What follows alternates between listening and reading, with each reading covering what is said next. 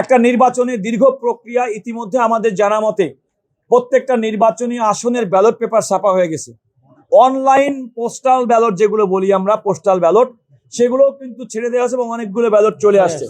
সুতরাং নির্বাচনী এই প্রক্রিয়ার ক্ষেত্রে কোনো রকম বাধাগ্রস্ত করা কোনো পক্ষ থেকে কাম্য না।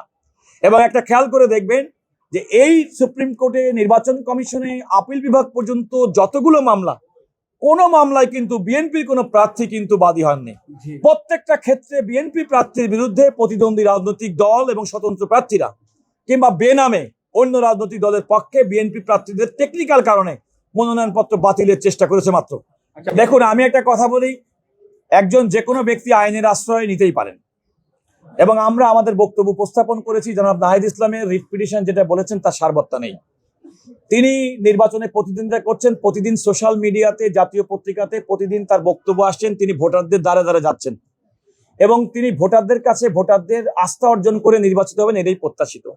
আমরা জনাব নাহিদ ইসলামের তার যে স্ট্রেচার এবং জুলাই আন্দোলনে তার যে ভূমিকা এবং আগামী দিনের গণতন্ত্র প্রতিষ্ঠার জন্য তাদের যে স্বপ্ন এবং জুলাই শহীদদের যে স্বপ্ন, আমার কাছে মনে হয়েছে এই রিট পিটিশনটা প্রতিদ্বন্দ্বী প্রার্থীকে আদালতের মাধ্যমে ঘায়েল করতে চাওয়াটা, জুলাই স্পিডটাকেও ধারণ তিনি করেছেন বলে আমার কাছে মনে হয়নি। দ্বিতীয়ত হচ্ছে ভোটার এবং তার নির্বাচনী এলাকার মানুষের আস্থা, তিনি তাদের উপরে আস্থা রাখতে পারেননি, কারণ তারাই প্রকৃতপক্ষে ভোট দিয়ে তাদের প্রতিনিধি নির্বাচিত করবেন।